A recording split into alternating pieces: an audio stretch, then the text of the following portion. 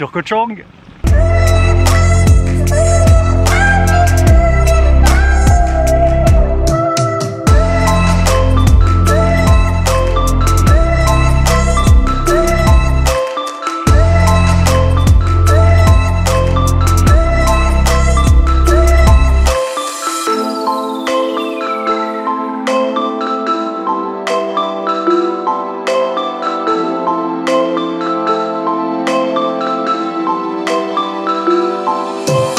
On se retrouve comme prévu sur cette île que j'affectionne particulièrement. Moi, Koh Chang, c'est une île que j'aime beaucoup parce que déjà t'es proche de Bangkok quand t'as pas trop envie de t'éloigner parce que t'as un avion à prendre par exemple, comme c'est mon cas, mais que t'as quand même envie de goûter à l'atmosphère, à l'ambiance de la vie sur les îles, c'est un bon compromis.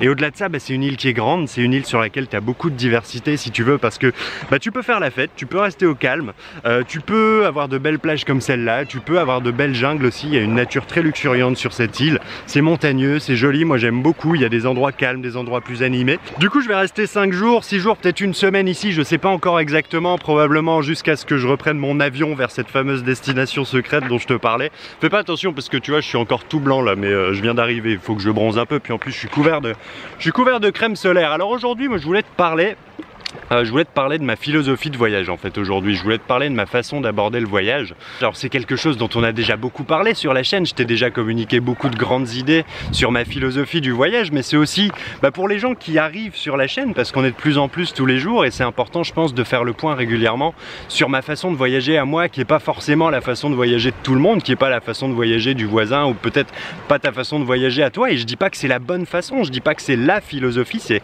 ma philosophie à moi dont je vais te parler aujourd'hui. Peut-être que tu pourras t'en inspirer, mais encore une fois je dis pas que c'est la philosophie, tu vois, je prétends pas détenir la vérité sur quoi que ce soit, mais simplement je voudrais te parler de ça. J'ai tiré 4 grandes lignes, 4 grands axes, 4 grands accords, un petit peu à la manière des 4 accords Toltec, tu vois, moi c'est mes 4 accords à moi qui composent ma philosophie de voyage et je t'en parle aujourd'hui. C'est parti, on y va. Premier axe, la première règle pour moi, c'est que le voyage c'est pas une destination, c'est une quête. C'est une quête perpétuelle, on est toujours en train de chercher, en train d'évoluer, en train de découvrir quelque chose. Et je te l'ai déjà dit souvent, pour moi c'est pas une fin en soi de voyager. On voyage pas juste pour voyager, on voyage pas juste pour aller à un endroit et pour revenir avec des belles photos. Le voyage c'est un moyen pour moi, un moyen d'avancer, un moyen d'évoluer, d'apprendre sur soi, sur les autres, un moyen de grandir. Et pour ça je pense que on fait pas une destination comme on le dit, ouais j'ai fait la Thaïlande ou j'ai fait Koh Chang, Koh Tao, j'ai fait ci, j'ai fait ça, j'ai fait les temples d'Angkor, etc. On fait pas un truc, un lieu juste pour le faire, si tu veux, on le vit. On le fait pas, on le vit. On ressent des choses à ce moment-là. La question, c'est les émotions que tu as ressenties à ce moment-là. C'est pas qu'est-ce que tu as fait, mais c'est qu'est-ce que tu en as retiré, comment est-ce que ça t'a fait évoluer, comment est-ce que ça t'a fait grandir, quelle expérience ça t'a apporté, quel apprentissage sur toi-même, sur les autres, sur ton environnement ça t'a apporté, quelle ouverture d'esprit ça t'a apporté, tout ça. C'est une quête perpétuelle pour moi et c'est pas quelque chose de fini et c'est pas non plus une fuite. Je t'en avais déjà parlé de ça. Pour moi le voyage ça doit pas être une fuite. Je pense qu'on doit pas voyager pour fuir quelque chose, mais voyager pour créer, pour évoluer, être dans cette dynamique d'avancer, aller vers l'avant. Le voyage c'est une projection vers l'avant pour moi. Et c'est pour ça que dans mes vidéos je te parle toujours de mes pensées, de mes émotions, de ce que je ressens dans les lieux que je parcours, et que je te fais pas simplement des vidéos comme plein d'autres le font où je te montre simplement mes visites, où je te dis regarde j'ai visité ça, j'ai visité ça. Il y en a qui le font très bien. Moi j'ai toujours cet état d'esprit, cette démarche de quête derrière et de me demander qu'est-ce que ça m'apporte et quel enseignement je peux tirer de ce moment. Ce que je veux dire c'est que c'est pas une course, c'est pas un match, tu vois, c'est pas celui qui en fera le plus, qui en verra le plus, qui ira au plus d'endroits possible. Et finalement les endroits dans lesquels tu vas, c'est même pas ça qui a de l'importance finalement, c'est même pas la beauté des lieux qui a de l'importance. Bien sûr, il y a des endroits hors du commun, bien sûr, il y a des endroits qui sont pleins de vie, pleins de culture, des endroits qui sont extrêmement beaux, mais c'est même pas le plus important. Le plus important c'est la quête qui est derrière pour moi. Le plus important c'est de se sentir bien là où tu vas, c'est d'éprouver ses émotions, c'est de ressentir les choses. Et on en vient au deuxième commandement entre guillemets, la deuxième règle, c'est que la beauté n'est pas uniquement esthétique.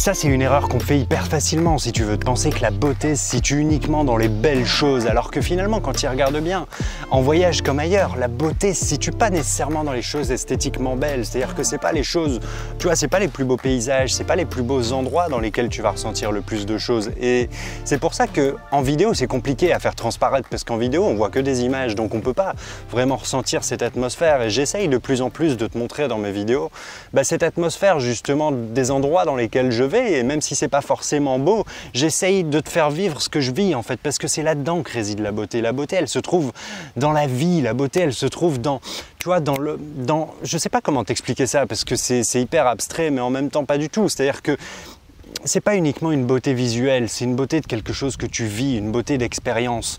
Et c'est pour ça que ça nécessite d'être constamment dans l'émerveillement. Ça nécessite de garder cet émerveillement tout au long de ton voyage. C'est-à-dire que plus tu vas avancer dans ton voyage, plus tu vas avoir un phénomène d'accoutumance, comme je t'en avais déjà parlé. Mais il faut absolument garder cet émerveillement, mais pas uniquement s'émerveiller devant les choses qui sont belles, mais s'émerveiller devant n'importe quelle chose. C'est-à-dire même quand tu te balades dans une ville comme Phnom Penh qui est foncièrement pas jolie, et même, je veux dire, pour généraliser un petit peu, regarde le Cambodge, c'est pas un pays qui est joli en soi. Et pourtant, il y a énormément de charme dans ce pays, et c'est probablement un des pays de mon voyage précédent que j'ai le plus aimé. Il y a énormément de charme, il y a énormément de beauté dans la vie, dans les gens, je sais pas, dans l'atmosphère, et je pense qu'il faut le vivre pour vraiment le comprendre, mais ça nécessite encore une fois de conserver cette capacité à s'émerveiller de tout, et je pense que cette capacité-là, c'est un des trucs numéro 1 quand tu voyages de cette façon-là, et ça va de pair avec le non-jugement. Le non-jugement face à la différence, face à ce qu'on connaît pas et ce qu'on comprend pas. C'est-à-dire le non-jugement et l'acceptation en fait. L'acceptation des choses telles qu'elles sont. Accepter les choses qui nous entourent, qui nous arrivent, sans se dire regarde ça c'est moche, ça c'est sale, ça c'est beau, ça c'est laid. Non, il n'y a pas de jugement. Il n'y a que ce qui est, et être dans ce truc-là d'acceptation et remplacer en fait le jugement par de l'émerveillement, essayer de trouver la beauté dans chaque chose et la curiosité. Essayer de comprendre les choses. Essayer de comprendre, de se mettre à la place de l'autre, de regarder le monde comme si on était à la place de l'autre. Moi, c'est ça qui me fascine, et je trouve ça foncièrement beau, en fait, beaucoup plus beau que les choses qui sont censées être belles, que les choses que le touriste lambda trouve belles. Moi, je trouve beaucoup plus beau. Parfois, je te l'ai dit, moi, mon activité préférée, parfois, c'est simplement de m'installer, de regarder les gens et de regarder la vie, et sans même avoir besoin de rentrer dans le truc, sans même avoir besoin de discuter avec eux, même si j'aime beaucoup discuter avec les gens. Parfois, simplement en les regardant, et en s'imprégnant de ça, moi c'est là-dedans que je trouve la beauté en fait. Tu vois, le voyage c'est un petit peu comme avec les gens, ça fait un petit peu kitsch de dire ça, mais je pense que la beauté est intérieure comme pour les gens, même si ça fait très bizarre de dire ça, mais je pense que c'est vrai. En voyage c'est exactement ça, on pense souvent que ce qui va faire notre voyage c'est de voir des belles choses, mais finalement la beauté elle se trouve plus en profondeur, elle se trouve à l'intérieur, et il faut creuser, il faut prendre le temps de creuser pour ça, et ça c'est la deuxième règle. La troisième règle, c'est que ton instinct est le meilleur des guides. Ton instinct est le meilleur des guides. Moi, s'il y a quelque chose que j'ai appris pendant tous ces derniers mois de voyage, c'est que c'est le meilleur moment pour apprendre à t'écouter et à te faire confiance. C'est le meilleur moment pour apprendre à être spontané, à faire les choses telles qu'elles te viennent, et à faire confiance à ton instinct, à cette force qui est à l'intérieur de toi, à t'écouter pour aller où tu te sens bien, pour rester où tu te sens bien, et laisser en fait le voyage fleurir, tu sais, laisser le voyage se faire. Au lieu de vouloir absolument créer le voyage de toutes pièces, laisser le voyage se faire de lui-même. Avoir confiance en la vie, en l'avenir en fait. Avoir confiance en toi aussi pour prendre les bonnes décisions. Ça nécessite d'être flexible, et encore une fois, c'est pour ça que je te conseille vivement d'abandonner toutes tes prévisions et d'abandonner, tu vois, tous ces trucs organisés et ces voyages hyper cadrés. Regarde, quand je parlais avec Pamela dans la vidéo précédente, elle a fait tout un mois comme ça, et puis finalement elle a préféré changer de méthode parce qu'elle préfère aussi avoir cette flexibilité-là, et c'est normal parce que c'est ça aussi qui fait la beauté du truc. C'est de laisser le voyage se faire. Et moi, ce que j'aime, en fait, c'est d'arriver sans avoir aucune idée de ce qui va se passer. C'est une histoire qui s'écrit, alors que si tu as déjà écrit l'histoire avant, tu vois, si tu t'es dit déjà avant, regarde, je vais là, je vais là, je vais là, ensuite je fais là, je veux dire, il n'y a plus rien de beau là-dedans. Ok, tu vas voir de belles choses, mais qu'est-ce qu'il y a de beau finalement dans le fond? Et moi, je suis convaincu, voilà, que ton instinct est le meilleur des guides, que le voyage, c'est le meilleur moment pour apprendre à l'écouter et être dans cette dynamique, au lieu d'être dans une dynamique de contrôle à tout prix. Je veux dire, on est suffisamment dans une dynamique de contrôle quand on est chez nous, quand on est dans notre vie occidentale, quand on est dans notre routine, on est toujours dans le contrôle. Regarde, le voyage, c'est le meilleur moment pour rentrer dans une dynamique de lâcher prise et d'acceptation et de te dire ok, les choses sont comme ça, et de laisser venir, tu vois, de laisser et d'accepter ce qui t'arrive, et advienne que pourra, laisser la place à l'imprévu, laisser la place au risque, laisser la place aux rencontres, laisser la place à tout ça, et faire confiance à ton instinct pour te guider en fait, pour te montrer le chemin dans ce bordel, dans ce semblant de bordel qui finalement n'en est pas un, quoi.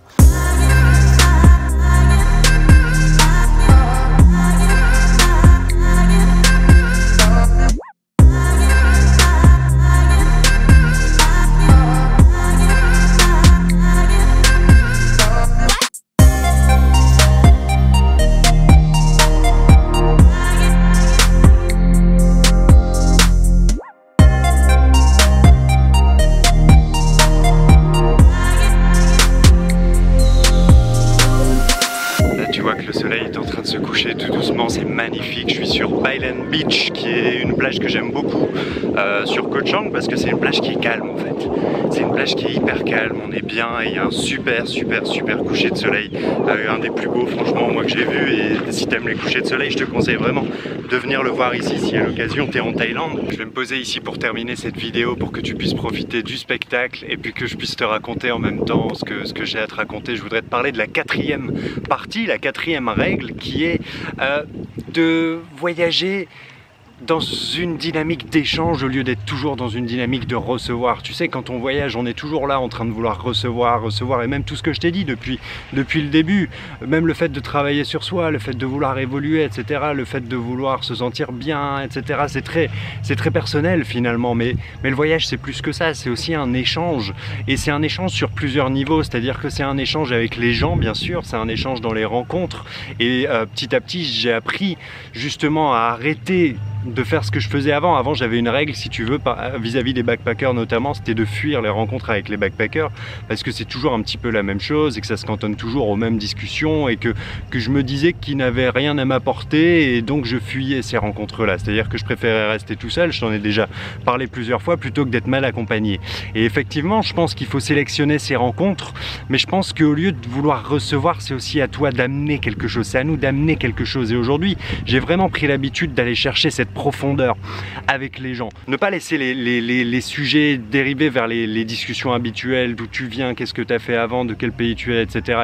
et où est-ce que tu as voyagé, est-ce que tu as vu des requins et compagnie, parce que tu verras que c'est toujours la même chose si tu n'as jamais voyagé. Si tu voyages, tu le sais, et probablement que tu fuis ça aussi. Ne pas fuir ça, mais simplement chercher à amener directement de la profondeur, chercher à connaître et à amener une vraie différence, si tu veux, dans des discussions, à amener une vraie émotion. Il ne s'agit pas de faire pleurer ton interlocuteur, mais il s'agit d'essayer d'amener quelque chose de nouveau, différent, de lui amener de la valeur, et pourquoi pas de l'émotion. Et c'est ça que j'essaye de faire aujourd'hui, et c'est pareil avec les locaux, si tu veux. On a tendance à se dire, regarde, les locaux ici sont gentils, à apprécier leur sourire, etc. Mais on est aussi là pour leur communiquer quelque chose. On est aussi là pour leur communiquer déjà de la curiosité, leur montrer de l'intérêt, mais aussi leur transmettre la positivité, leur transmettre le plaisir qu'on a à être chez eux. Et tu vois, au lieu de vouloir recevoir, donner.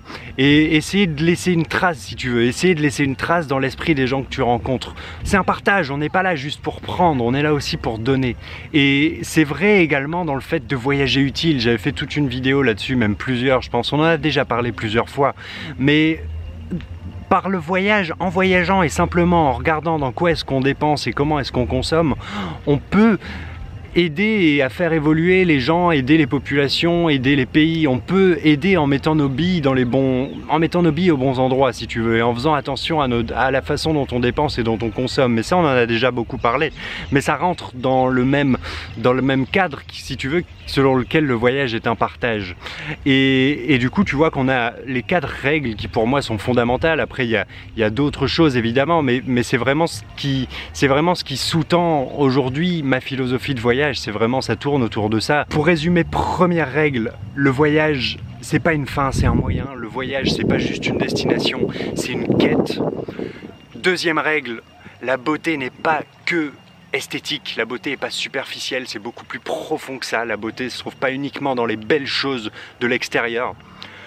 La troisième règle, c'est que ton instinct est le meilleur des GPS, ton instinct est le meilleur des guides. Apprends à t'écouter, écoute ce que tu as à l'intérieur, écoute tes tripes, laisse-toi parler en voyage. Fais-toi confiance. Et la quatrième règle, voyage pour partager. Voyage pour échanger, voyage pour donner et pas que pour recevoir.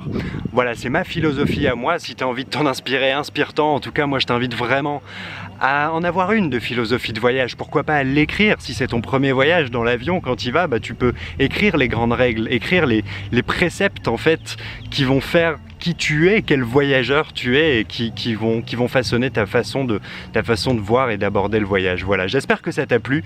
Je vais te laisser avec ce magnifique coucher de soleil et puis on se retrouve très vite dans une prochaine vidéo. Je te souhaite de passer un bon moment. À très bientôt. Ciao, ciao.